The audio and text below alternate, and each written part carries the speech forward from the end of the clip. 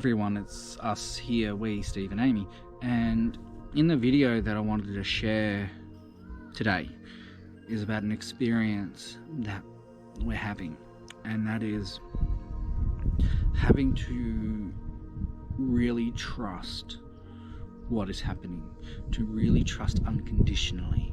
And it's hard. It is extremely hard when you're going from so much doubt to having to trust. But that is how it works. When you have guidance, you need to trust the guidance. You need to trust your own self. And in an experience that I have been going through, I got to the point where I said, I've had enough. This isn't helping anymore. Close it down, shut it down, and remove myself, because it's not healthy for me. And it's done what it's needed. And then now it's okay, let's pull this away. And it's called reclaiming. It's like I'm reclaiming who I am. And what I witnessed today was I've been flirting with this, I'm going to say other aspect, but it's like this part of myself that I need to embrace or embody or move into, whether you call it energetically or consciousness or whatever you want to call it, it doesn't matter. But what I was seeing was this pharaoh that has about leadership. It had the symbols of the Ankh, it had the symbols of everything, and it is a role of a leader. And in this leadership role, it has power, it has strength, it has strong mind, strong-willed. It knows how to lead. It knows how to deal with criticism. It knows how and what to do. But because of, when we look around the world with these people with these skills, they're condemned, they're judged, and when you're trying to fit in to a world where you do not belong, you'll become afraid of stepping in. It's like a behavioral pattern or a behavioral instinct in survival, in that you know that it's a part of you, but you won't move into it because of you're afraid of what can occur. The judgment, as the metaphor was used to explain to me many years ago, it was like the lion walking into the village to play with the children. The villagers are going to get upset and they're going to condemn you for trying to play with the children, whereas the lion is being all innocent and is not meaning any harm. The reception of the lion is not really welcomed with open arms, and that fear or that belief needs to collapse within, because if we're going to move into these roles where the leaders step forward, then we need to trust ourselves, we need to trust our teams, we need to trust our guidance unconditionally. So when I looked at what I did today, it was like I have to trust the guidance that I received. It's like, shut it down for good, shut it down, because we can't lament on the past when that past is no longer normal, when that past is no longer there, when that past no longer exists. And even when discussing with friends, they have also seen how unhealthy these old patterns, these old behaviors are. So now we're moving into this period where it's like, okay, I've got to do this for me. I've got to step forward, I've got to step up, because with the changes in the world, like if everything that has been said that's published on my website about the channeling and all this sort of stuff, stepping into this role, about the origins of who I am, the group representation and all this sort of stuff, if all of that is true, if all the stuff that Amy has said is true, then I need to move into a completely different space to become that.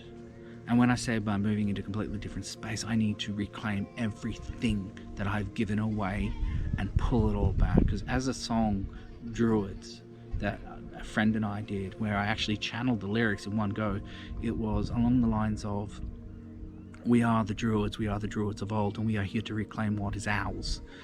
So this whole process of reclaiming the self, everyone is experiencing in this moment, which is very interesting.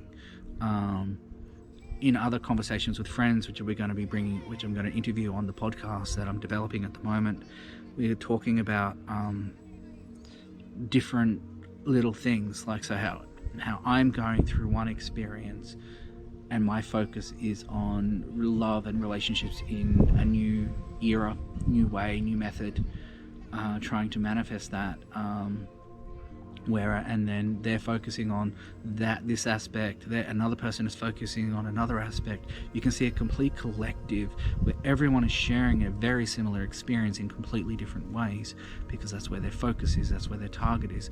And what's really, really, really intriguing for me is that when I go back to the 2020 reading with Jocelyn and Amy and looking at the different themes of the months, everything is according to plan. Everything is spot on. Whilst March is about ending contracts and freedom and opening up to the idea of romance, and it's there, it happened. And in April is about freedom and gaining more freedom, and it's occurring, it's happening. It's like everything is perfect, everything is brilliant, you're supposed to be where you are. And I hope they're social distancing. And you are where you're supposed to be. You're experiencing what you're supposed to experience. Your emotions are the way they're meant to be. Everything is perfect. You're in a state of imperfection. Everything is perfect.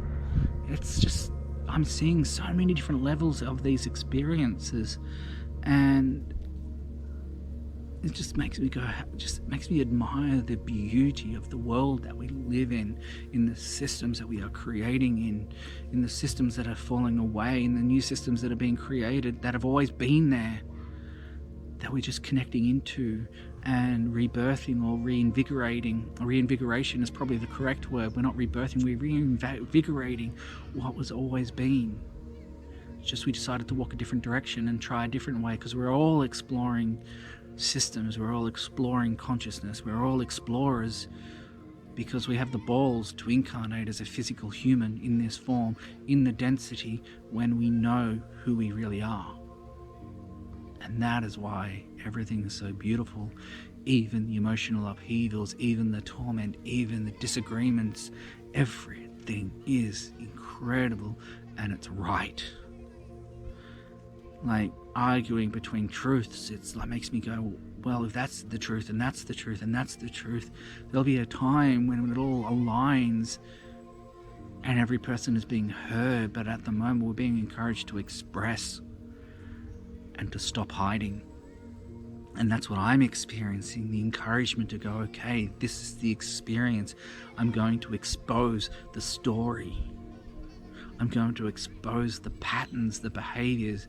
Like I'm saying, I wish people had the eyes to see what I'm seeing, to have the eyes to see what's going on around them, rather than being such an unlimited focus of what we are in this form. But how to express that in written word, I do not know. And that's why I'm doing this video. So these are the thoughts that I've had. I'm finding that I'm not sleeping anymore. I'm finding that